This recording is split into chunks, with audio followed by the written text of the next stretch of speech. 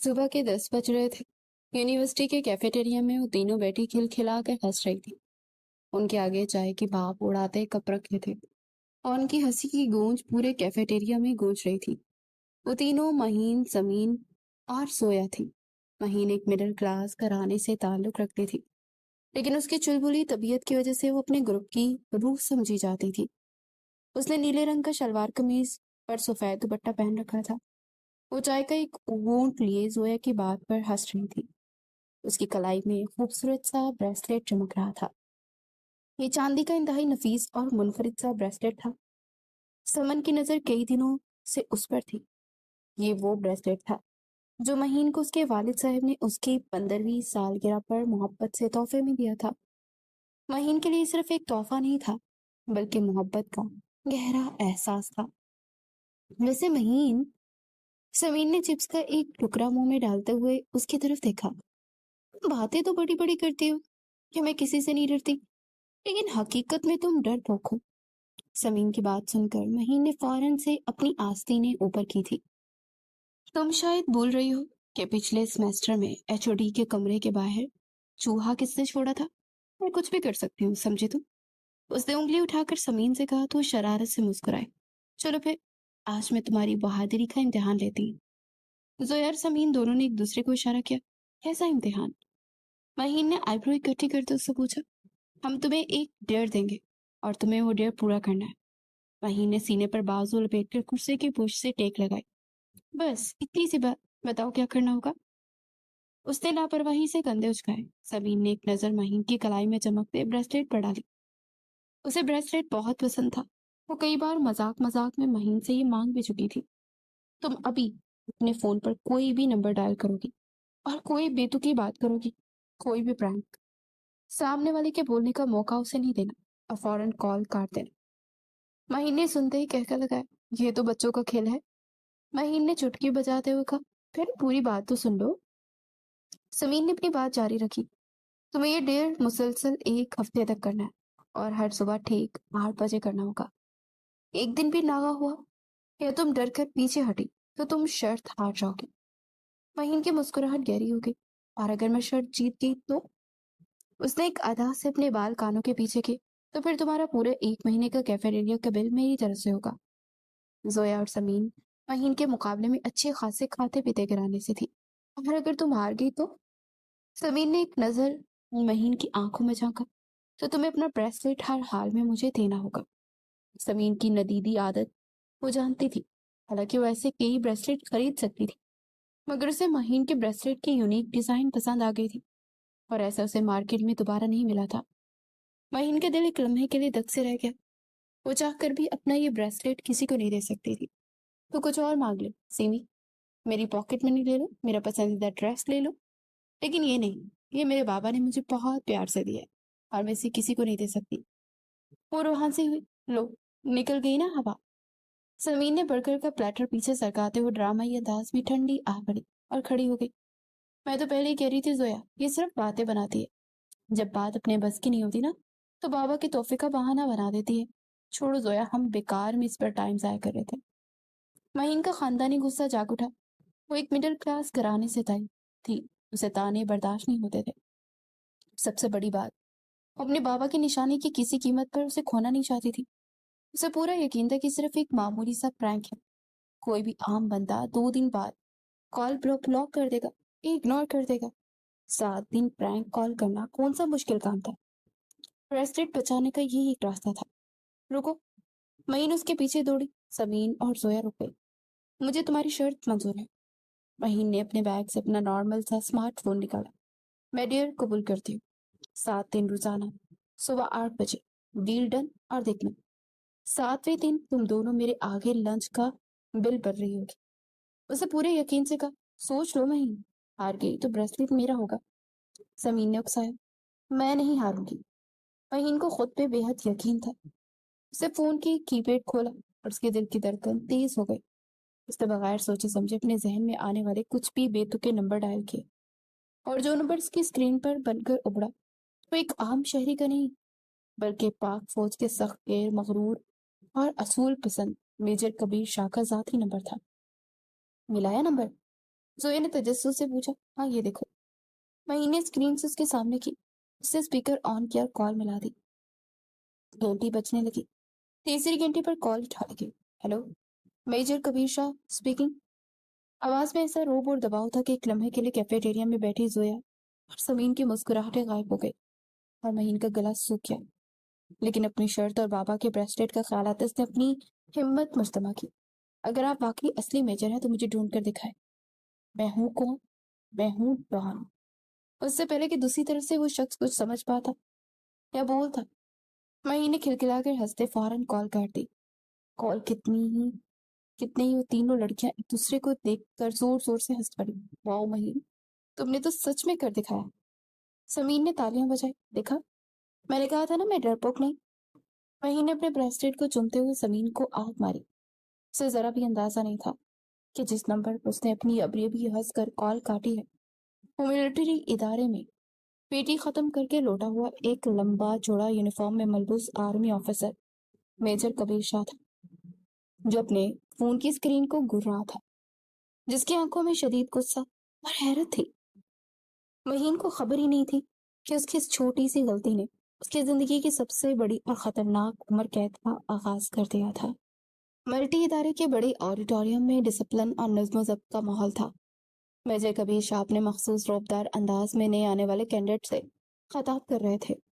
ان کی باروب آواز پورے ہال میں گونج رہی تھی اور تمام نوجوان انتہائی الرٹ بیٹھے دم سادے انہیں سن رہے تھے۔ ابھی ان کا خطاب جاری تھا کہ ایک آفیسر تیز تیز قدم اٹھاتا ان کے پاس آیا۔ انہوں نے فوراً سے مائک پر ہاتھ رکھا اور سوالیہ نظروں سے اسے دیکھا۔ سر، وہ گھبرایا ہوا تھا، آپ کو فوراً بریگیڈیئر صاحب اپنے دفتر میں بلا رہے ہیں، حالانکہ حالات کچھ ٹھیک نہیں لگ رہے۔ میجر کبیر کا ماتھا ٹھنکا۔ اوکے سر، سے کہو میں بس 5 منٹ میں پہنچ رہا ہوں۔ انہوں نے فوراً سے اپنا خطاب مختصر کیا اور تیزی سے بریگیڈیئر صاحب کے آفس کی جانب بڑھ گیا۔ اس کے ذہن میں مختلف سوالات گردش کر رہے تھے۔ کیا کوئی ایمرجنسی ہو گئی یا پھر کسی مشن کی نئی رپورٹ؟ انہی سوچوں میں گم اس نے دروازے پر دستک کی۔ اجازت ملتے ہی اندر داخل ہو کر اس نے سلیوٹ کیا۔ سر، میجر کبیر شاہ رپورٹنگ۔ کمرے کے درمیان میں موجود ٹیبل کے پار بریگیڈیئر صاحب بیٹھے تھے۔ ان کے چہرے پر شدید بیزاری کے آثار تھے اور ان کے ہاتھ میں کبیر شاہ کا اپنا ذاتی فون موجود تھا۔ اسے دیکھ کر ایک لمحے کے لیے وہ خود بھی حیران رہ گیا۔ یار کبیر، یہ فون پچھلے آدھے گھنٹے سے میرے سر میں درد کیے ہوئے ہے۔ انہوں نے دوستانہ انداز میں کہا، کون ہے یہ سر پھرا؟ تم اسے میرے روم میں بھول گئے ہو اور میرے تو 14 تب روشن ہو گئے ہیں۔ سلسل کالز آ رہی ہیں، انہوں نے کہتے فون کبیر کی طرف بڑھایا۔ تو شوق نگاہوں سے انہیں دیکھنے لگا۔ فون اپنے ہاتھوں میں لے کر نمبر دیکھنے لگا۔ یہ وہی نمبر تھا جس سے کل صبح اسے کال آئی تھی، اور دوسری طرف کوئی لڑکی تھی جس نے انتہائی بے تکی بات کہی تھی، اور آج دوبارہ اسی نمبر سے فون آ رہا تھا۔ میجر کبیر شاہ نے بیزاری سے اس نمبر کو دیکھا اور پھر بریگیڈیئر صاحب کی طرف دیکھ کر لاپرواہی سے کندھے جھکائے۔ سر، میں اس نمبر کو نہیں جانتا۔ اسے سخت غصہ آ رہا تھا مگر اس نے اپنے غصے کو اپنے ہونٹ بیچ کر ضبط کیا۔ شاید یہ کوئی رانگ نمبر ہے۔ اس نے اپنی گفتگو میں مزید اضافہ کیا تو بریگیڈیئر صاحب نے اسے ایسے دیکھا جیسے اس کا دماغ خراب ہو۔ Wrong number? سیریسلی؟ اتنی مستقل مزاجی سے؟ یہ کوئی 20ویں کال ہے اور ہر بار یہ لڑکی صرف تم سے بات کرنے کا مطالبہ کر رہی ہے۔ کبیر کا خون کھول اٹھا۔ بریگیڈیئر صاحب نے کال ریسیو کر کے لی۔ ایک عام سی لڑکی کا فرینک اب اس کے پیشہ ورانہ زندگی کے یہ درد سر بن چکا تھا۔ اس سے پہلے کہ وہ کچھ کہتا، کال دوبارہ سے آنے لگی۔ اسپیکر آن کرو ذرا، میں بھی تو سنوں کہ اتنی سخت مزاج میجر کو چیلنج کرنے والی بلاخر ہے کون؟ کبیر نے فوراً کال ریسیو کر کے اسپیکر پر ڈال دی۔ کمرے میں گہری خاموشی چھائی تھی۔ کبیر شاہ اپنے ہاتھ پیچھے باندھے سخت لہجے میں کھڑا تھا، جبکہ بریگیڈیئر صاحب کرسی پر تھوڑا آگے ہو کر بیٹھ گئے۔ فون کی دوسری طرف مہین کی انتہائی شدید ایمبیرسنگ آواز پورے آفس میں گونجی۔ اوہو میجر صاحب، اتنی کالز کے بعد آپ نے جا کر فون اٹھایا، کیا ہوا؟ گاڑی کا پیٹرول ختم ہو گیا یا آرمی کا کوئی سخت آفیسر آپ کو پریڈ کروا رہا ہے؟ اگر ہمت ہے تو میرے سامنے آ کر دکھائے، ورنہ میں سمجھوں گا کہ آپ بس نام کے ہی میجر ہیں۔ مہین کی یہ بات سنتے بریگیڈیئر صاحب نے فوراً اپنا ہاتھ منہ پر رکھ لیا۔ ان کے چہرے پر ہنسی کا ایک ایسا طوفان عمدہ جسے چھپانا ان کے لیے ناممکن ہو رہا تھا۔ وہ کبیر شاہ جیسے میجر کو ایک نادان لڑکی نکلی میجر کہہ رہی تھی۔ بریگیڈیئر صاحب نے اپنی ہنسی کو بمشکل روکا۔ لیکن دوسری طرف کبیر کے تن بدن میں جیسے آگ لگ گئی. اس کے چہرے کی رنگت سرخ ہو گئی، تن پٹی کی رگیں پھول گئی. ایک عام سی لڑکی نے پریڈیٹرز کے سامنے تماشا بنا دیا. صبح کے ٹھیک 8 بج رہے تھے. پریڈ گراؤنڈ دھند کے پردے پر لپٹا ہوا تھا.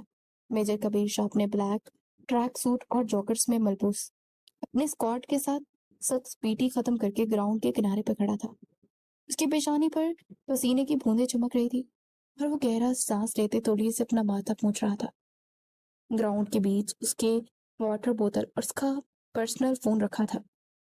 ٹھیک 8 بجے بینچ پر رکھا فون بجنا شروع ہوا. کبیر نے ناگواری سے ابرو سمیٹے. اس نے آگے بڑھ کر فون اٹھایا. اسکرین پر وہی گمنام نمبر چمک رہا تھا، وہی پرینک کالز جس نے 2 دن سے اسے زج کیا ہوا تھا. ہیلو. آواز میں بے حد بیزاری تھی. دوسری طرف سے وہی چلبلی اور شوق آواز ابھری. ہمارے میجر صاحب اٹھ گئے. بندہ تھوڑا آرام بھی کر لیتا ہے، لیکن نہیں، آپ تو یونیفارم پہن کر ایک جادوگر کی طرح سب پر حکم چلانے کے لیے ہر وقت تیار رہتے ہیں. کبیر کی پیشانی پر بل پڑے. لڑکی، تمہیں اندازہ بھی ہے کہ تم کس سے اور کیا بات کر رہی ہو؟ دوسری طرف مہین نے اس کی بھاروب آواز کا مذاق اڑایا. آپ کو کیا لگتا ہے کہ میں آپ سے ڈر جاؤں گی؟ اگر ہمت ہے تو مجھے ڈھونڈ کر دکھا. کبیر کی بات سننے سے پہلے اس نے کال کاٹنے کی کوشش کی تھی، مگر اس بار معاملہ مختلف ہو گیا. کال کٹی نہیں اور اس بات کا مہین کو علم نہیں تھا. اسی وقت مہین کی دوست سمین نے دور سے آواز لگائی. مہین جلدی کرو، سر آ گئے ہیں. کبیر فون کان سے ہٹا نہیں والا تھا کہ اسے فون کے اسپیکر سے لڑکیوں کے کہہ کے اور آپس کی بات چیت صاف سنائی دینے لگی. اس نے فون واپس کان سے لگایا. اس کے دل میں تجسس ہوا. دیکھا سمین کیسے سائلنٹ کیا اس نکلی میجر کو؟ بیچارہ غصے سے لال پیلا ہو گیا ہوگا. سمن نے سہمی ہوئی نگاہوں سے اسے دیکھا. مہین، تم پاگل ہو گئی ہو. اگر اس نے سچ میں تمہارا نمبر ٹریس کروا لیا تو؟ وہ آرمی کا میجر ہے، کوئی عام یونیورسٹی کا لڑکا نہیں. ارے یار تم بھی نا بالکل ہی بزدل ہو. مہین کی ضدی آواز آئی. وہ کوئی سپر مین تھوڑی نا ہے جو منٹ میں بس اسٹینڈ پہ پہنچ جائے گا. اور ویسے بھی مجھے اپنے بابا کے دیے ہوئے اس بریسلیٹ سے پیار ہے، اور میں یہ یونیک بریسلیٹ تمہیں کسی قیمت نہیں دوں گی. وہ ایک ادا سے بولی. لیکن مہین، اگر اس نے پولیس یا ملٹری انٹیلیجنس کو بول دیا تو؟ مہین ہنسی. بولنے دو. مہین نے بباکی سے کہا. زیادہ سے زیادہ کیا ہی کر لے گا؟ اس نے کیا ہی کرنا ہے، جیل میں ڈالے گا نا. کہہ دوں گی غلطی سے لگ گیا تھا. ویسے اس کے پاس اور کوئی کام نہیں ہے کیا؟ ملک کی حفاظت کرنے کی بجائے ایک لڑکی کا نمبر ٹریس کرتا پھرے گا کیا؟ کبیر گراؤنڈ کے کنارے ساکت کھڑا، فون کان سے لگا سب سن رہا تھا. اس کے پیٹ چہرے پر جو پہلے شدید غصہ تھا وہ آہستہ آہستہ ایک خطرناک گہری مسکراہٹ میں بدل گیا. اس نے فون کی دوسری طرف سے آنے والی بے باک اور ضدی گفتگو غور سے سنی. کبیر نے اپنے دونوں ہونٹوں پر ایک سرد مسکراہٹ سجائی. اس کی عزت نفس اور غرور کو ایک نادان لڑکی کھلم کھلا چیلنج کر رہی تھی. فون کی دوسری طرف سے استاد کے لیکچر کی آوازیں آنا شروع ہو گئی تھی. کبیر نے فون کا بٹن دبا کر کال کٹ کی. فون اپنی جیب کی ڈش بورڈ پر رکھا. اسے پاس رکھے کھڑے اپنے خاص آدمی کو آواز دی. اس نمبر کی لوکیشن اور اس لڑکی کا پورا بایو ڈیٹا اگلے 15 منٹ میں میرے میز پر ہونا چاہیے. اور ہاں، پتا کرو یہ کون سی یونیورسٹی میں پڑھتی ہے. کبیر کی آنکھوں میں ایک عجیب سی چمک تھی. وہ سمجھ چکا تھا کہ اس نادان لڑکی کی عمر قید کا وقت شروع ہونے والا ہے. دوپہر کا وقت تھا. یونیورسٹی کے گیٹ پر اسٹوڈنٹس کی آمد و رفت جاری تھی. مہین اپنی سہیلیوں زویا اور سمین کے ساتھ ہنستے مسکراتی بے فکری سے گیٹ کی طرف بڑھی. اچانک گیٹ پر ایک گہری سار رنگ کی چمچماتی گاڑی آ کر اٹھی. گاڑی کا شیشہ نیچے ہوا. ڈرائیونگ سیٹ پر میجر کی کڑک پریس شدہ آرمی یونیفارم، چمکتے ہوئے بوٹس، چہرے پر گہری سنجیدگی لے میجر کبیر شاہ باہر نکلا. اس کا قد و قامت اور روپ دیکھ کر آس پاس گزرنے والے اسٹوڈنٹس خود بخود رک گئے. کبیر کی نظریں سیدھے مہین پر جا کر ٹکی. اس کی گاڑی میں وہ فائل موجود تھی جس میں مہین کا نام، اس کی تصویر، پتہ، یونیورسٹی کا سیمسٹر اور والد کا نام درج تھا. مہین علی. کبیر کی بھاری روبدار آواز نے اس کے ہوش اڑا دیے. مہین کے قدم وہیں جم گئے. اس کا رنگ زرد پڑ گیا. سمین اور زویا کی ساری شوخی ایک ہی سیکنڈ میں غائب ہو گئی اور وہ خوف سے 2 قدم پیچھے ہٹ گئی. آپ کون؟ مہین کی حلق تک اس کا خشک ہو گیا. کبیر مضبوط قدم اٹھاتا اس کے بالکل سامنے آ کر کھڑا ہوا. اس کی آنکھوں میں برف کی سی ٹھنڈک تھی. اس نے بغیر کسی نرمی کے مہین کی طرف دیکھا اور گاڑی کا دروازہ کھولا۔ گاڑی میں بیٹھو۔ مہین نے پھٹی پڑی نگاہوں سے اسے دیکھا۔ میں کیوں بیٹھوں؟ آپ کون ہیں؟ مہین کا دل سینے میں اٹک سا گیا۔ وہ چند قدم پیچھے ہٹی۔ اسے سمین کی بات سچ ہوتی دکھائی دی۔ اپنے دل سے ہی جان چکی تھی کہ وہی نقلی میجر ہے۔ کبیر نے تھوڑا جھک کر اس کی آنکھوں میں دیکھا۔ اگر چاہتی ہو کہ تمہاری اس بےہودہ حرکت کا پتہ پوری یونی اور تمہارے والد کو نہ چلے تو چپ چاپ بیٹھ جاؤ۔ میرے پاس زیادہ وقت نہیں ہے۔ اس کا لہجہ خطرناک حد تک دھیما تھا۔ مہین کی ٹانگیں کانپنے لگی۔ اپنے بابا کی عزت اور بدنامی کے ڈر سے اس نے زویا ہر سمین کی طرف دیکھا جو خود خوف سے سہم کر پیچھے ہٹ چکی تھی۔ مجبوراً وہ بیگی بلی کی طرح چپ چاپ گاڑی کی پچھلی نشست پر جا کر بیٹھ گئی۔ کبیر نے دروازہ زور سے بند کیا اور گاڑی تیزی سے آگے بڑھا دی۔ گاڑی ایک بڑے خوبصورت بنگلے کے سامنے جا کر رکی۔ کبیر نے گاڑی سے نکل کر مہین کو باہر آنے کا اشارہ کیا۔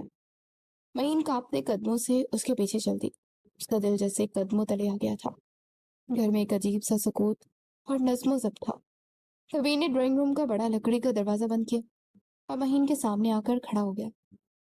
اس کا قد مہین سے کافی اونچا تھا جس سے مہین مزید بونی اور خوفزدہ سی محسوس ہو رہی تھی۔ تو تم وہ بہادر لڑکی جو صبح صبح ملٹری آفیسر کو ڈرپوک کہتے ہیں، جو فون پر کہتی ہے کہ اگر ہمت ہے تو ڈھونڈ کر دکھاؤ۔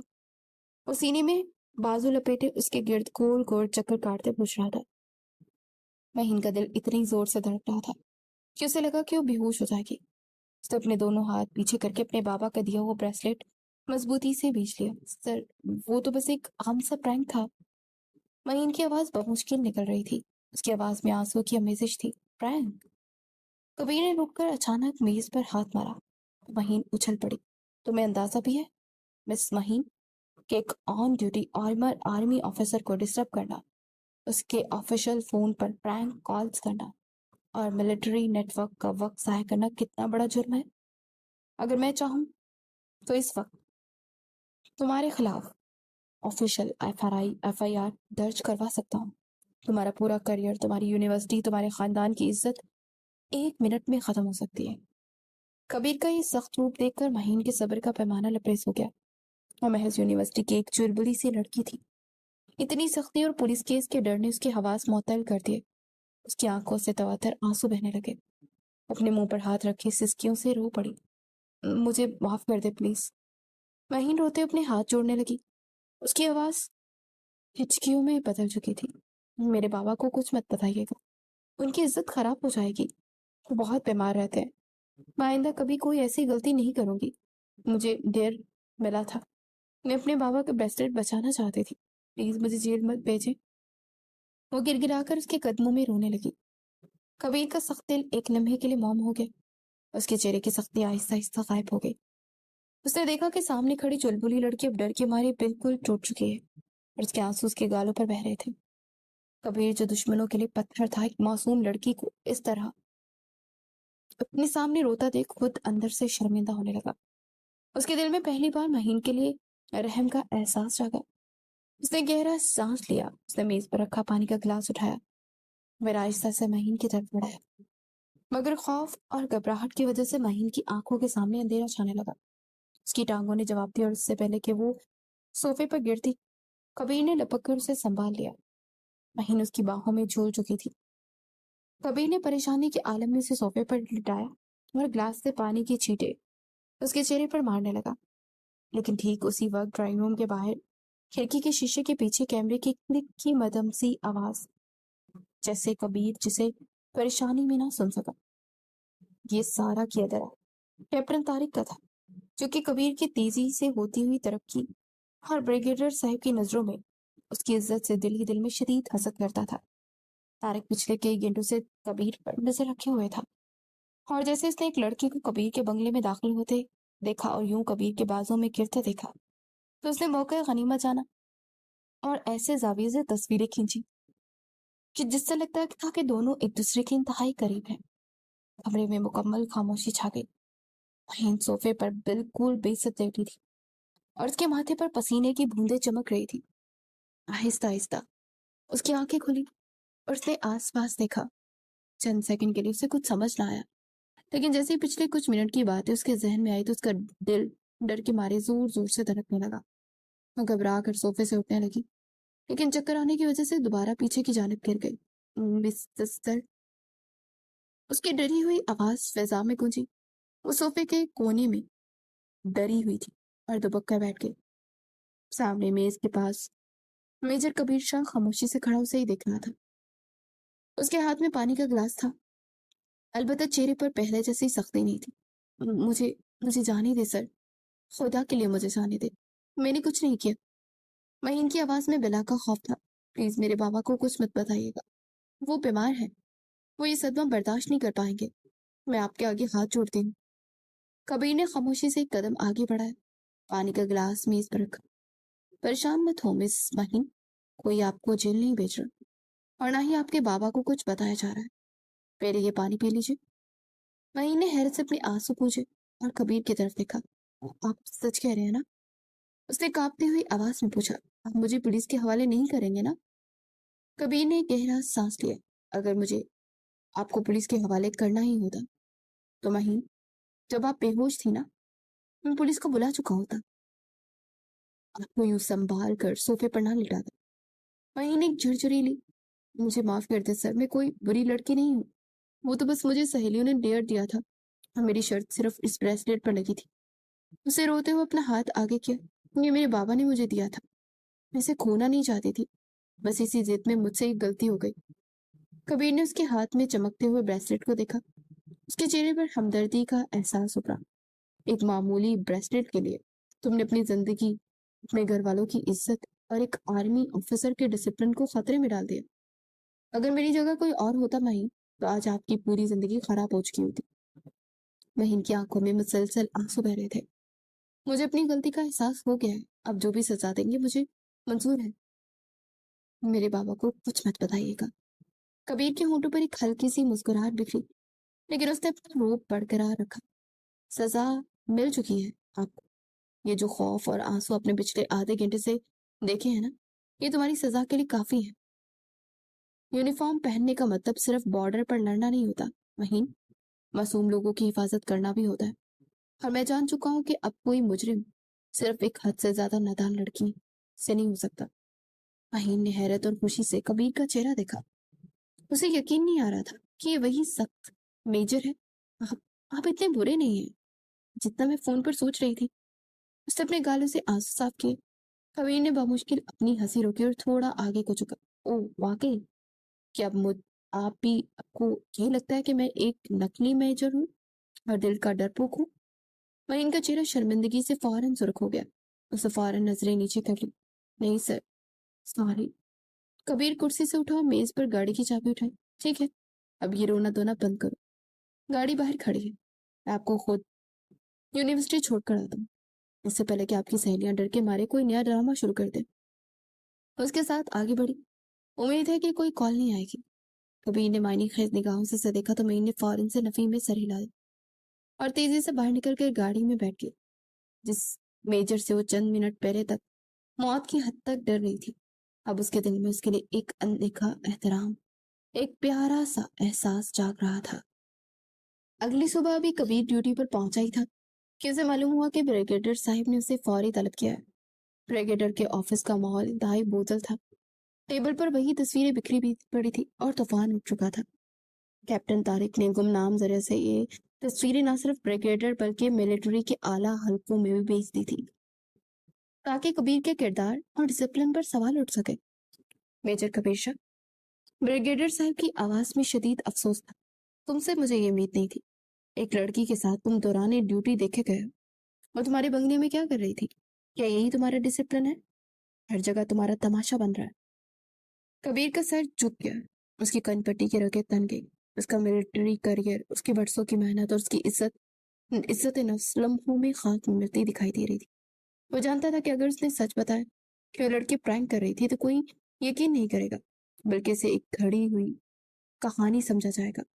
اس کا صرف ایک ہی حل تھا کہ ایک ایسا ماحول ہو جو کہ اس کی عزت بچا سکتا ہے، لیکن اس کی ذاتی زندگی کو ہمیشہ کے لیے بدلنے والا تھا. سر، کبیر نے اپنا سر اٹھایا. یہ تصویریں غلط انداز میں پیش کی گئی ہیں. وہ لڑکی کوئی غیر محرم نہیں، میری مگیتر ہے. اور جلدی میرے بیوی بھی بننے والی ہے. ویسے اپنے خاندانی معاملے کے سلسلے میں گڑ لایا تھا. بریگیڈر نے حیرت سے اسے دیکھا. اگر یہ سچ ہے میجر تو تمہیں 24 گھنٹے کے اندر اپنے نکاح کا ثبوت دینا ہوگا، ورنہ تمہارا کورٹ مارشل یقینی ہے. کبیر کا ذہن مفلوج ہو گیا. وہ وہیں کرسی پر بیٹھ کے اور آخر وہ طارق کو کیسے پتا چلا کہ وہ لڑکی میرے بنگلے میں ہے؟ کیا وہ لڑکی خود اس سازش میں شامل تھی؟ کیا اس نے مجھے بلیک میل کرنے یا میرے کریئر کو تباہ کرنے کی یہ پرینک اور ڈرامہ رچایا تھا؟ اس کا دماغ ایک الگ ہی نہج پر اب سوچنے لگا. کبیر کے دل میں مہین کے لیے شدید نفرت اور حسد پیدا ہو گیا. میں 24 گھنٹے سے پہلے یہ ثابت کر دوں گا کہ وہ میری بیوی ہے، وہ یہ کہہ کر اپنے گھر لوٹ چکا تھا. مگر دل جسے کسی نے انگاروں پر بھون دیا تھا. آج سے پہلے ایسا کبھی نہیں ہوا تھا. مگر وہ لڑکی جب سے اس کی زندگی میں آئی تھی، اس کی زندگی میں ذلت اور رسوائی لکھتی گئی تھی. اس نے اچانک سے فیصلہ لیا. دوپہر کے وقت کبیر کی گاڑی مہین کے گھر کے باہر آ کر رکی. مہین جو کل کے واقعے سے اب تک سنبھل نہیں پائی تھی اور اپنے کمرے میں رڑی ہوئی بیٹھی ہوئی تھی اور یونی بھی نہیں گئی تھی. گاڑی کے ہارن کی تیز آواز نے اس کے وجود کے 14 طبق روشن کر دیے. کبیر اب مکمل روبدار شخصیت کے ساتھ گھر کے اندر داخل ہوا اور سیدھا مہین کے بیمار والد کے سامنے جا کر کھڑا ہو گیا. آپ کون ہے بیٹا؟ مہین کے والد نے حیرت سے پوچھا. کبیر نے مہین کی طرف دیکھا اور نے ایک نظر ڈالی جسے وہاں دیکھ کر ایک دم سے خاموش ہو گئی تھی. وہ کبیر کی نظروں میں اپنے لیے شدید نفرت اور حقارت دیکھ چکی تھی، مگر سب کچھ اس کی سمجھ سے باہر تھا. یہ میجر اب یہاں کیا کر رہا ہے؟ اس کا دل بیٹھنے لگا. تبھی کبیر کی بھاری گمبھیر آواز اس کے قدموں تلے سے زمین نکال گئی. میں میجر کبیر شاہ ہوں اور میں یہاں آپ کی بیٹی کا ہاتھ مانگنے آیا ہوں. ابھی اور اسی وقت پورے گھر میں سناٹا چھا گیا. مہین نے صدمے سے چور نگاہوں سے اسے دیکھا. شادی؟ لیکن بیٹا؟ والد نے حیرت سے کہنا چاہا. کبیر نے مہین کی طرف قریب آ کر زہریلی آواز میں جو کچھ اسے کہا تھا اسے سن کر مہین پر سکتہ طاری ہو گیا. اگر اپنی اور اپنے والد کی عزت پیاری ہے تو خاموشی سے ہاں کر دو، ورنہ جو ڈرامہ تم نے رچایا ہے نا، اس کا انجام تمہاری سوچ سے بھی زیادہ بھیانک ہوگا.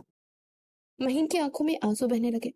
اسے سمجھ نہیں آ رہا تھا کہ جو میجر کل اس پر رحم کھا رہا تھا، آج وہ اس قدر ظالم اور سنگ دل کیوں بن چکا تھا. اپنے بابا کی عزت اور سنگ دل میجر کی دھمکی کے آگے وہ مجبور ہو کر اس نے روتے ہوئے اپنا سر آسمان اسبات میں ہلا دیا. بابا، میں انہیں پسند کرتی ہوں. مہین نے انتہائی ڈرتے ڈرتے میجر کبیر کے دباؤ میں آ کر سر جھکا کر اپنے بابا کے سامنے یہ اعتراف کیا کہ وہ میجر کبیر کو پسند کرتی ہے. تو علی فراز صاحب کے چہرے کا رنگ لمحوں میں زرد ہو گیا. ان کے لیے یہ کسی دھماکے سے کم نہیں تھا. انہیں لگا تھا کہ اپنی بیٹی جسے انہوں نے شہزادیوں کی طرح پالا تھا، اسی انجانے مرد کے لیے اپنے باپ کا مان توڑ دیا تھا. مہین، یہ تم کیا کہہ رہی ہو؟ تم نے میری تربیت کا ہی صلہ دیا مجھے. میری سفید داڑھی کا ذرا بھی پاس نہیں رکھا تم نے. مہین نے تڑپ کر ان کے گھٹنے پکڑ لیے. نہیں بابا، خدا کے لیے میری بات سنیں. ایسا کچھ نہیں ہے جیسا آپ سوچ رہے ہیں. میں نے کوئی غلط کام نہیں کیا. علی سرفراز نے نم آنکھوں سے اس کی طرف دیکھا. ان کا سانس پھول چکا تھا. خاموش مہین، مجھے تم سے یہ امید نہیں تھی.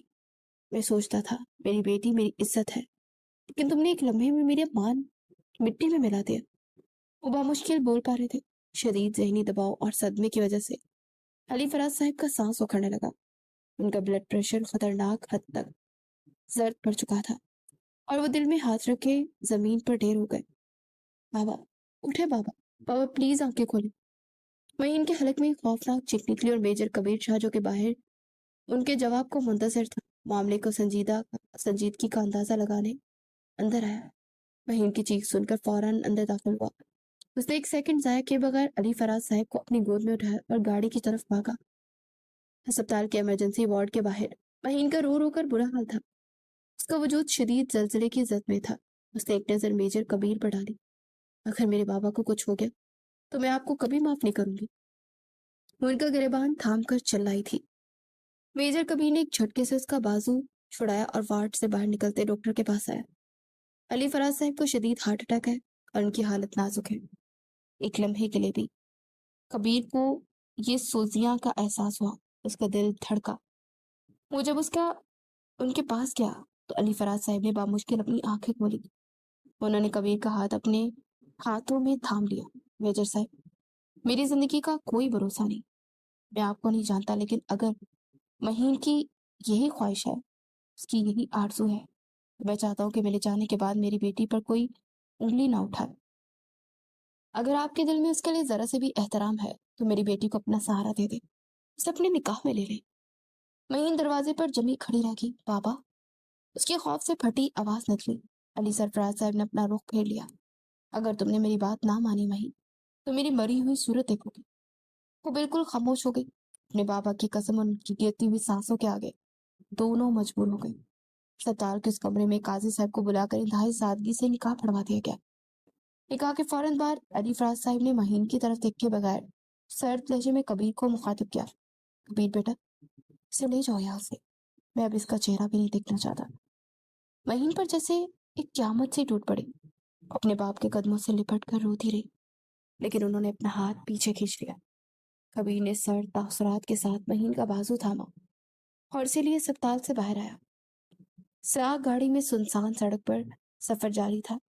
مہین گاڑی کی پچھلی سیٹ پر بے آواز رو رہی تھی۔ اس کی ہچکیاں گاڑی میں گونج رہی تھی۔ آپ نے ایسا کیوں کیا میجر؟ کیا آپ نے مجھے وہاں اپنے بنگلے میں جھوٹی امید دلائی تھی؟ میں نے تو آپ سے سچے دل سے معافی مانگی تھی، پھر آپ نے میرے بابا کے سامنے ایسا ڈرامہ کیوں بننے دیا؟ اگر انہیں کچھ ہوا تو اس کے قصوروار آپ ہوں گے۔ کبیر، جو کہ پچھلے کئی گھنٹوں سے اپنی بدنامی اور کورٹ مارشل کے ڈر سے خوف کی بٹی میں چل رہا تھا، اس کا ضبط جواب دے گیا۔ اس نے ایک جھٹکے سے گاڑی سڑک کے کنارے روکی اور غصے سے اس کی جانب مڑا۔ اس کی آنکھیں خون کی طرح سرخ تھی۔ خاموش، بالکل خاموش۔ تم جیسی دغاباز اور چالاک لڑکی کی وجہ سے آج میری عزت مٹی میں ملنے والی تھی، سمجھی تم؟ میں نے تمہیں معاف کیا تھا۔ میں نے سوچا تھا کہ تم ایک نادان لڑکی ہو، لیکن تم معافی کے لائق نہیں۔ مہین باقاعدہ طور پر کپ کپا رہی تھی۔ میں نے کیا کیا ہے؟ خدا کی قسم میں نے کچھ نہیں کیا۔ چلائی تو کبھی نہیں، بے سختہ اس کے منہ پر اپنا ہاتھ رکھ دیا۔ بند کرو یہ معصومیت کا ٹنک۔ تم نے میرے دشمن کے ساتھ مل کر مجھے نیچا دکھانے کی کوشش کی ہے۔ میرے ہی گھر میں تم نے ایسی تصویریں بنوائی تاکہ میرا کریئر، میری عزت تباہ ہو جائے۔ مجھے بدنام کرنے کی یہ سازش تمہاری ہی تھی نا؟ اس کے لہجے میں زہر پھنکار رہا تھا۔ نہیں میجر، یہ سب سچ نہیں ہے، میں قسم کھاتی ہوں۔ مجھے کسی تصویر یا کسی دشمن کا نہیں پتا۔ وہ روتے روتے اپنے ہاتھ جوڑ کے کبیر نے اس کا جبڑا اپنے ہاتھوں میں جکڑا اور اس کی آنکھوں میں آنکھیں ڈالی۔ مجھے تمہاری کسی قسم کی بات پر یقین نہیں ہے۔ تم نے مجھے اس نکاح پر مجبور کیا۔ اب دیکھنا، میں تمہاری زندگی کو ایسا جہنم بناؤں گا کہ تم اپنی سانسیں لینے میں بھی پچھتاؤ گی۔ مہین کا دل جیسے کسی نے مٹھی میں لے کر مسل دیا تھا۔ گھر پہنچتے کبیر نے گاڑی کا دروازہ کھولا اور مہین کو بازو سے پکڑ کر باہر کھینچا۔ اسے گھسیٹتا ہوا اپنے بیڈ روم میں لے گیا اور ایک جھٹکے سے مہین کو بیڈ پر بیٹھا۔ مہین ڈر کے مارے اپنی دونوں گھٹنے سینے سے لگائے، سانس روکے بیٹھ کے کونے میں دبک کر بیٹھ گئی۔ اس کا پورا وجود خوف سے کانپ رہا تھا۔ کبیر کے سر پر جنون سوار تھا۔ اس نے اپنی کیپ اتار کر زمین پر پھینکی۔ اس کے بعد اپنی ڈریسنگ ٹیبل پر رکھے شیشے کے پرفیومز، سائڈ لیمپ اور ڈیکوریشن کے تمام سامان کو ایک ایک کر کے دیواروں پر مارنا شروع کر دیا۔ پورے کمرے میں شیشے کے ٹکڑے بکھر گئے۔ ہر طرف تباہی کا منظر تھا۔ مہین نے اپنے کانوں پر ہاتھ رکھ دیے، وہ اونچا اونچا رونے لگی۔ ٹھیک اسی وقت کمرے کا دروازہ زور سے کھلا۔ کبیر کی والدہ ملیحہ بیگم اور ان کی بڑی بہو ثنا ان کے سامنے کھڑی تھی۔ وہ تھوڑی دیر پہلے اسلام آباد سے لوٹی تھی۔ کمرے کی حالت دیکھ کر وہ شاک رہ گئی اور بیڈ پر خوفزدہ روتی ہوئی لڑکی کو دیکھ کر ان کی چیخ نکل گئی۔ کبیر، یہ کیا ہو رہا ہے؟ یہ تم کیا کر رہے ہو؟ اور یہ لڑکی کون ہے؟ ملیحہ بیگم دکھ سے پوچھنے لگی۔ کبیر نے گہرے سانس لیتے ہوئے مہین کی طرف ایک زہریلی اور نفرت انگیز نگاہ ڈالی۔ یہ میری اور آپ کی مشترکہ دشمن علی سرفراز صاحب کی بیٹی ہے۔ ملیحہ بیگم دم بخود رہ گئی۔ علی سرفراز؟ ملیحہ بیگم کے قدم وہیں جم گئے۔ ان کی آنکھوں میں شدید حیرت کے بعد ایک تڑپ اور ممتا کا طوفان امڑ آیا۔ اپنے بیٹے کے غصے اور کمرے کی تباہی کو بالکل بھول گئے۔ وہ تیزی سے آگے بڑھی اور بیڈ پر بکھرے شیشے کی پرواہ کیے بغیر مہین کے پاس پہنچی۔ اسے فوراً سے اپنے سینے سے لگا لیا۔ میرا بھائی کیسا ہے علی؟ کیا کہاں ہے وہ؟ میری بچی، تم علی کی بیٹی ہو؟ وہ دیوانہ وار اسے چوم رہی تھی۔ مہین نے پھٹی پھٹی آنکھوں سے ملیحہ بیگم کو دیکھا۔ اسے اپنی زندگی کا سب سے بڑا صدمہ لگا تھا۔ اسے کبھی معلوم ہی نہیں تھا کہ اس کے بابا علی افراز اور اس اڑیل میجر کی والدہ اصل میں سگی بہن بھائی ہیں، جن کے درمیان سالوں پہلے خاندانی جائیداد اور سوتیلے رشتوں کی وجہ سے شدید تنازع ہو گیا تھا اور رابطہ ٹوٹ گیا تھا۔ کبیر کا حلق تک کڑوا ہو گیا۔ وہ فوراً سے اس کے قریب آیا۔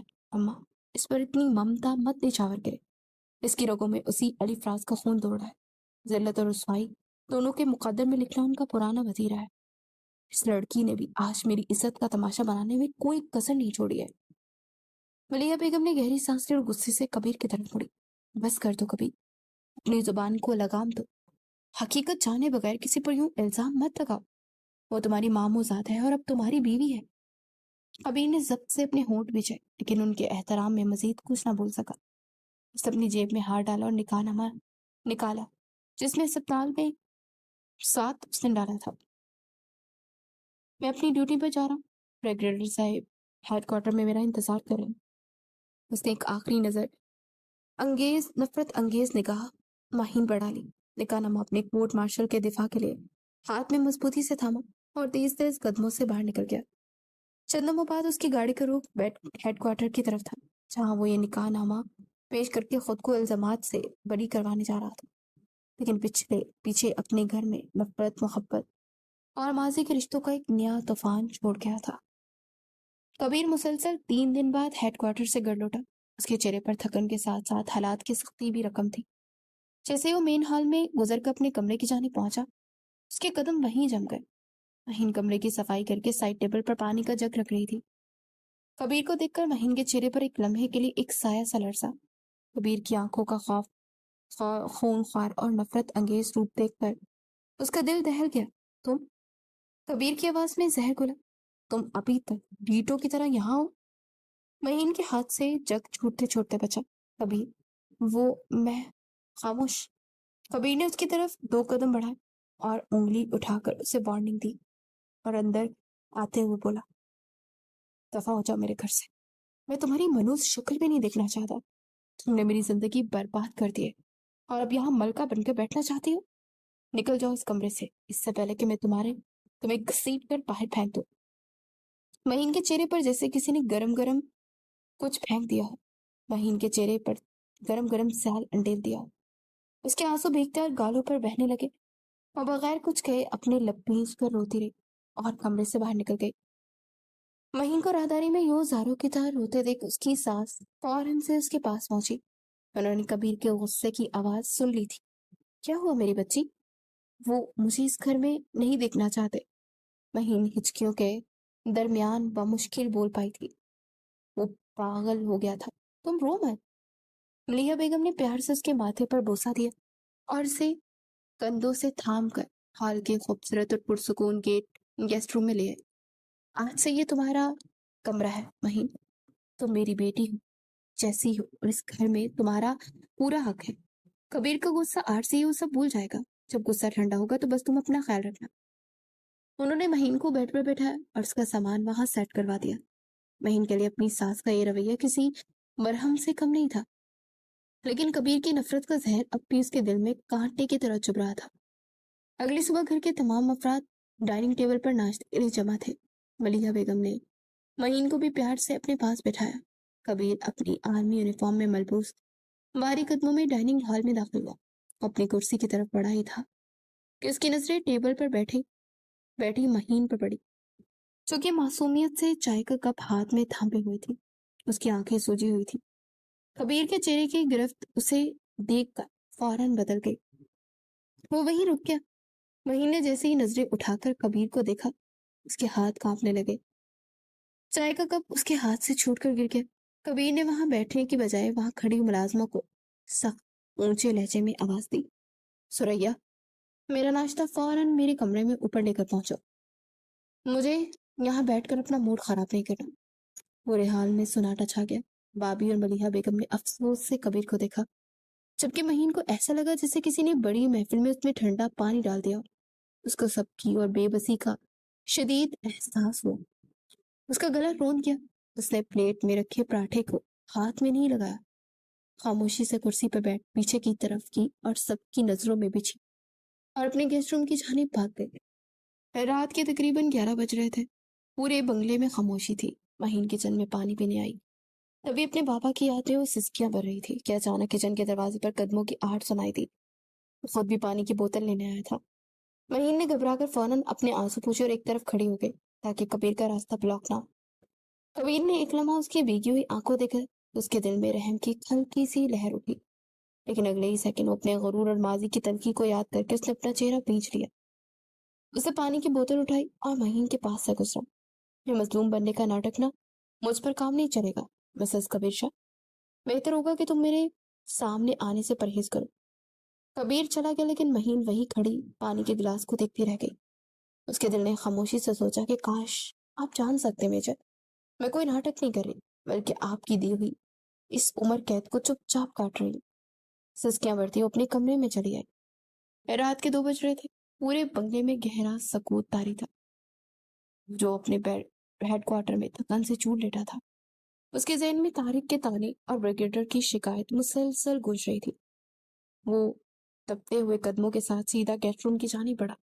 اس نے بغیر دستک دیے دروازہ کھولا اور اندر داخل ہوا۔ رحیم جو جائے نماز پر بیٹھی اپنے بابا کی زندگی کے لیے رو رو کر دعائیں مانگ رہی تھی، اچانک کبیر کو اتنے غصے میں دیکھ کر خوف سے کھڑی ہو گئی۔ آپ! اس کی آواز لرز گئی۔ کبیر نے چند لمبے قدم اٹھائے اور مہین کے پاس پہنچ کر اسے کندھے سے سختی سے بھینچ لیا۔ اس کی آنکھوں میں ویرانی اور شدید غصہ تھا۔ تم کیا چاہتی ہو مہین؟ کبیر کی آواز میں تھکاوٹ اور شدید زہر تھا۔ تم اس گھر میں مظلوم بن کر میری ماں اور بھابھی کی ہمدردیاں سمیٹ رہی ہو۔ تم روزانہ ڈرامہ کرتی ہو تاکہ میں لوگوں کی نظروں میں ظالم بن جاؤں۔ کبیر کی صبح اپنی امی کی بات یاد آئی تھی۔ وہ اپنا دوپٹہ بہتر کرتے زور دے رہی تھی۔ میں نے کوئی ڈرامہ نہیں کیا۔ مہین کی آنکھوں میں ٹپ ٹپ آنسو بہ رہے تھے۔ خدا کا خوف کرے کبیر، میں نے آپ کا سامنا کرنا بھی چھوڑ دیا ہے۔ میں پورے دن اس کمرے میں بند رہتی ہوں۔ کبیر زہر خند انداز میں مسکرائے، تو پھر چلی کیوں نہیں جاتی؟ چلی جاؤ نا۔ کبیر نے اسے زور سے جھٹکا۔ اس کا لہجہ حد سے زیادہ کڑوا ہو گیا تھا۔ تم جیسی لڑکی جو ایک معمولی شرط جیتنے کے لیے آرمی آفیسر کا استعمال کر سکتی ہے، جو اپنے باپ کی عزت داؤ پر لگا سکتی ہے، اس کے پاس کوئی خودداری بچی ہے؟ تم میری رکھیل بننے کے بھی لائق نہیں ہو، گجا کہ تمہیں بیوی کا درجہ دو۔ تم سے شادی صرف میری مجبوری تھی، تم ایک کھیل کی وجہ سے میری زندگی میں آئی۔ تم معصوم نہیں ہو مہین، تم محض ایک سوتے اور چلاک لڑکی ہو۔ مہین کا وجود ان الفاظ کی شدت سے پگھل سا گیا۔ اس کا دل پہلے ہی زخمی تھا، لیکن یہ وار وہ برداشت نہ کر پائی۔ کبیر! مہین کی آواز میں جیسے جینے کی خواہشیں ختم ہو گئی۔ اس کا لہجہ بالکل سپاٹ اور بے جان تھا۔ آپ نے مجھے سزا دی، میں نے خاموشی سے کاٹی۔ آپ نے میرے بابا کے سامنے مجھے رسوا کیا، میں خاموش رہی، لیکن آپ نے آج میری عزت نفس اور میری پاکیزگی کا سودا کر دیا۔ مہین کے چہرے پر اب خوف نہیں تھا، صرف ایک خوفناک خاموشی اور ویرانی تھی۔ اس نے اپنے دونوں ہاتھ جوڑے۔ میں قسم کھاتی ہوں، اب میں کبھی آپ سے معافی نہیں مانگوں گی اور نہ کبھی آپ کو صفائی دوں گی۔ آپ جیت گئے میجر صاحب اور میں ہار گئی۔ مہین آہستہ سے زمین پر بیٹھ گئی۔ وہ صوفے سے پر سر ٹکا کر خاموشی سے رونے لگی۔ اس بے آواز رونے میں اور بکھر جانے والی خاموشی تھی۔ کبیر نے ایک لمحے کے لیے اس کے مرجھائے ہوئے چہرے کو دیکھا۔ اس کے دل میں ایک عجیب سی چبھن ہوئی، لیکن اس نے اپنی انا کو مقدم رکھا اور مڑ کر کمرے سے باہر نکل گیا۔ وہ اپنے کمرے میں پہنچ کر بے چینی سے ٹہل رہا تھا۔ مہین کی بے جان اور ویران آنکھیں اس کے ذہن سے نہیں نکل پا رہی تھی۔ ٹھیک اسی وقت اس کے پرسنل نمبر پر کیپٹن زبیر کی ایمرجنسی کی کال آئی۔ یس زبیر، کوئی اپڈیٹ؟ کبیر نے فوراً سے کال اٹھائی۔ سر، دوسری طرف سے کیپٹن زبیر کی گھبرائی ہوئی آواز گونجی۔ ہم نے کیپٹن طارق کا پرسنل لیپ ٹاپ اور ان کی نجی چیٹس ہیک کر لیے۔ سر، ایک بہت بڑا انکشاف ہوا ہے۔ کبیر کا دل دھک سے رہ گیا۔ مطلب کیسا انکشاف؟ زبیر نے جلدی سے بتانا شروع کیا۔ مسز کبیر کا کیپٹن طارق سے دور دور تک کوئی تعلق نہیں تھا۔ مسز کبیر واقعی ایک یونیورسٹی میں پرینک کے تحت غلطی سے آپ کا نمبر ملا بیٹھی تھی۔ کیپٹن طارق پچھلے 1 ہفتے سے ان کا فون ٹیپ کر رہا تھا، اور جب مسز کبیر آپ کے بنگلے میں بے ہوش ہو کر گری تو طارق نے خود اپنے بندے سے باہر کھڑکی سے وہ تصویریں بنوائی تھی تاکہ آپ کا کورٹ میں مارشل کروایا جا سکے۔ کبیر کے پیروں تلے سے زمین نکل گئی۔ اس کے ہاتھوں سے فون چھوٹتے چھوٹتے بچا۔ طارق نے مسز کبیر کی سہیلی سمین کے بوائے فرینڈ سے نمبر حاصل کیا تھا تاکہ وہ اس پرینک کو آپ کے خلاف ایک جال کے طور پر استعمال کر سکے۔ وہ لڑکی بالکل بے قصور ہے اور معصوم بھی ہے۔ اس نے کوئی سازش نہیں کی۔ کبیر کے کانوں میں اس کی اپنی آواز گونج رہی تھی، تم دغاباز اور سودے باز ہو، تم نے مجھے نیچا دکھانے کی کوشش کی۔ اس کے اپنے الفاظ زہریلے تیر بن کر اسے اپنے دل میں پیوست ہوتے ہوئے محسوس ہو رہے تھے۔ اس نے ایک معصوم پاک دامن لڑکی کو، جو صرف اپنے والد کے دیے بریسلیٹ کو بچانے کے لیے ایک نادان شرط میں پھنس گئی تھی، درندوں کی طرف طرح ذلیل کیا تھا۔ اس نے اسے بے ہوش حالت میں سنبھالا تھا، لیکن پھر اپنی انا کی خاطر اس کی پوری زندگی کو جہنم بنا دیا تھا۔ کبیر کا جسم پچھتاوے کی آگ میں جلنے لگا، اس کے چہرے کی رنگت اڑ گئی۔ وہ دوڑتا ہوا کمرے سے باہر نکلا اور گیسٹ روم میں پہنچا تو کمرہ خالی تھا۔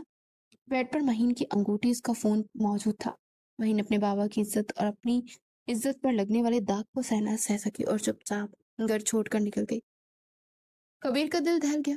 اس نے شہر کا ہر کونا، یونیورسٹی، اسپتال، اپنے تمام ذرائع استعمال کر لیے، لیکن مہین کا کوئی سراغ نہ ملا۔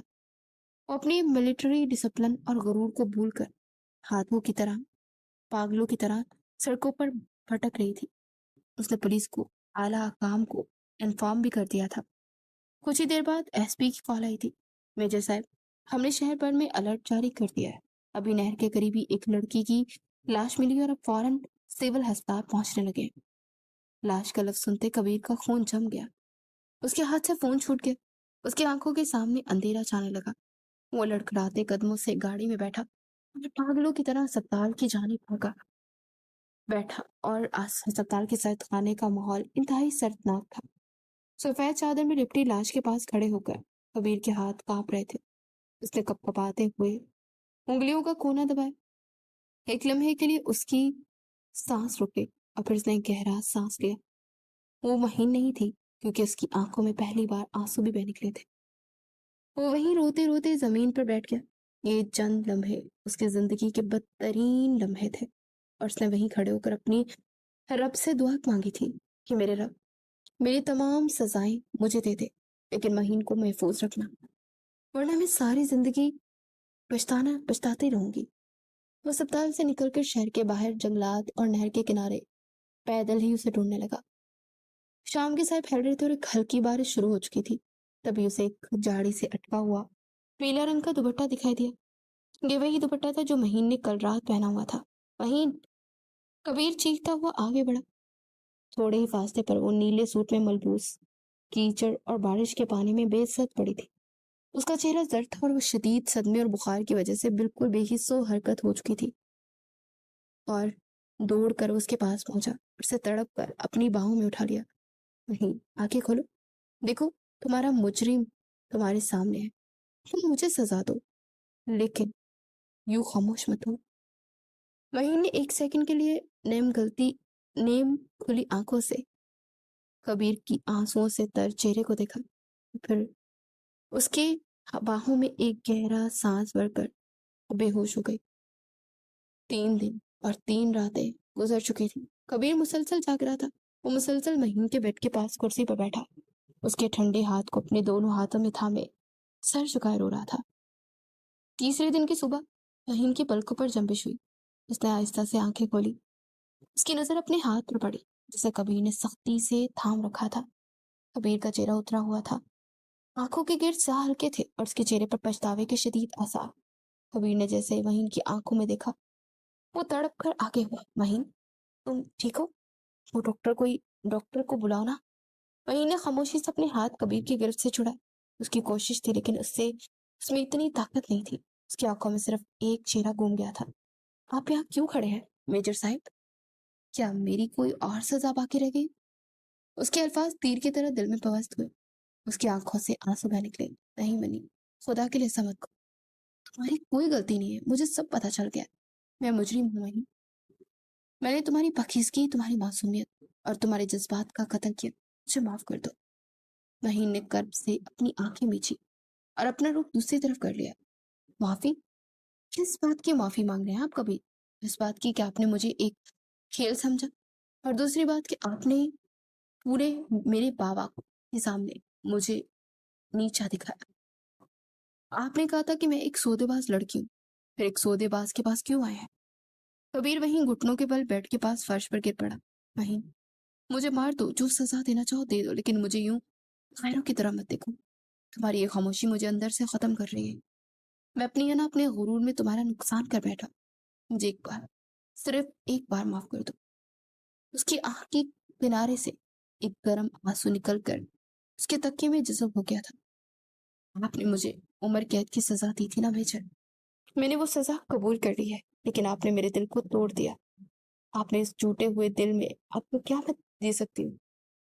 कबीर भीगते और महीन के हाथ को चूमने लगा। मुझे तुम्हारे साथ के अलावा कुछ नहीं चाहिए महीन। मैं पूरी जिंदगी तुम्हारा गुनहगार बनकर रहूंगा। मैं तुम्हें हर वो खुशी दूंगा जो मैंने तुमसे छीनी। बस मुझे छोड़कर मत जाना। महीन ने तड़प कर कबीर की तरफ नहीं देखा। मैं तुम्हें हर वो खुशी दूंगा जो मैंने तुमसे छीनी। बस मुझे छोड़कर मत जाना।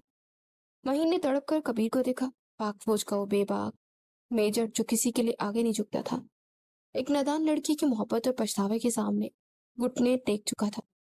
महीन ने धीरे से कबीर के भीगे हुए चेहरे को छुआ। कबीर एक लम्हे के लिए सुन हो गया। कोई अल्फाज अदा नहीं हुआ था, लेकिन दोनों की आंखों के आंसू तमाम गलत फहमियों और नफरतों का धर डाला था। चंद हफ्तों बाद लॉन के वक्त में सजाए गए बड़े से डाइनिंग टेबल पर लजीज खानों की खुशबू फैली हुई थी। मलिहा बेगम के चेहरे पर इत्मीनान था। वो शुक्रगुजारी का एहसास लिए तमाम इंतजामात की निगरानी कर रही थी। उनके साथ भाभी और घर के मुलाजमीन भी मसरूफ थे। तभी मरकजी दरवाजे के खुलने की आवाज आई। गाड़ी से चंद अली अफराज साहब बाहर निकले थे। वो एक शफीक बुजुर्ग और उनके बाप की जगह थे। उनपे लहजे में नरमी लौट आई थी। एक शफीक बाप और उसकी पुरानी नरमी की वजह से हो रहा था। बेगम ने अपने भाई को देखा तो उनकी आंखें खुशी से भीग गई। वो जल्दी से आगे बढ़ी और अपने भाई को गले लगा लिया। खुशामदीद अली, आपने आकर इस घर को खुशी को दुबाला कर दिया। अली फराज साहब ने मुस्कुराकर अपनी बहन के सर पर शफकत से हाथ रखा। जब मेरी बहन और मेरी मलिहा, वैसे भी अब पुरानी बातों को छोड़ दो करना। जब बच्चों ने सब संभाल लिया तो क्यों ठीक कह रहे हैं। इसी स्था में कबीर गाड़ी की ड्राइविंग सीट से बाहर निकला। अपनी रवायती ब्लैक शलवार कमीज और वेस्ट कोट में बेहद पुरवकार लग रहा था, लेकिन उसके चेहरे पर पुरानी सख्ती अब मुकम्मल तौर पर खत्म हो चुकी थी। उसकी जगह एक नरम और मुतमईन मुस्कुराहट ने ले ली थी। उसने दूसरी तरफ का दरवाजा खोलकर इंतहाई एहतराम से महीन का हाथ थामकर उसे बाहर निकाला। महीन गहरे जामनी और सुनहरी रंग के नफीस सूट में किसी परी की तरह चमक रही थी। बस पर आज भी झलकती थी, लेकिन उसकी आंखों में वो खौफ और वैरानी नहीं थी, बल्कि एक शौहर का दिया गया प्यार, मान और मोहब्बत की चमक थी। उसकी बाएं कलाई पर वही चांदी का ब्रेसलेट अभी भी मौजूद था। बाबा, महीन ने अली फराज साहब की तरफ कदम बढ़ा और उनके शाने से लग गई। अली फराज ने अपनी बेटी के माथे पर बोसा दिया। खुश रहो मेरी बच्ची, अल्लाह तुम्हारी हमेशा हिफाजत करे, मुस्कुराती रहो। कबीर आगे बढ़ा और अली फराज साहब के एहतराम में हाथ जोड़े उनके चूमे। मामू साहब जान, आपका यहाँ आना हमारे लिए बहुत शर्फ की बात है। अली फराज ने कबीर को गले से लगाया। मुझे तुम पर फख्र है कबीर। तुमने ना सिर्फ एक अच्छे शौहर का फर्ज निभाया, बल्कि जिस तरह तुमने महीन को संभाला, उसने तो मेरा दिल जीत लिया। तुम घर वाले डाइनिंग टेबल पर जमा होकर बैठे हो। एक तरफ अली फराज साहिब और मलिहा बेगम सालों बाद माजी की बातें याद करते हुए मुस्कुरा रहे थे, तो दूसरी तरफ भाभी भाभी महीन की छू रही थी। कबीर ने महीन की प्लेट में उसकी पसंदीदा डिश निकाली और से कान में सरगोशी की। क्या सोच रहे हो मिसेस? कबीर शाह। महीन ने चौंक कर कबीर की तरफ देखा, जिसकी सी आंखें सिर्फ और सिर्फ उसके चेहरे पर टिकी हुई थी, जिनमें मोहब्बत उमड़ रही थी। मैं सोच रही थी कि अगर वो दिन वो प्रैंक कॉल ना होती और मैं गलती से आपका नंबर ना मिलाती, तो शायद मैं कभी इस खूबसूरत खानदान और आपकी एक अनदेखी मोहब्बत तक ना पहुंच पाती। कबीर ने महीन का हाथ अपने मजबूत हाथ में थामा और उसकी उंगलियों को नरमी से छुआ, और बस ये सोचता कि यूं महीन को आगे तुम्हारी जिंदगी में कोई नहीं। मुझे कभी ये पता ही ना चलता कि यूनिफॉर्म और फौजी रोब के पीछे एक दिल भी धड़कता है, जो सिर्फ तुम्हारी एक मुस्कुराहट पर धड़कता है। तो मेरी सजा नहीं, मेरी जिंदगी की सबसे बड़ी जजा हो। महीन की आंखों में खुशी के आंसू चमक उठे। उसने कबीर के हाथ पर गिरफ्त मजबूत कर दी। लॉन में कहको और प्यार भरी बातों का शोर था, और ऊपर आसमान पर चांद अपनी पूरी आबोताब के साथ उन दोनों के इस पाकीज़ा और मुकम्मल रिश्ते पर रोशनी बिखेर रहा था। तमाम तलखियां, गलत फहमियां और पछतावे माजी का हिस्सा बन चुके थे। سامنے صرف ایک خوشگوار اور محبت سے بری نئی زندگی کا سفر تھا۔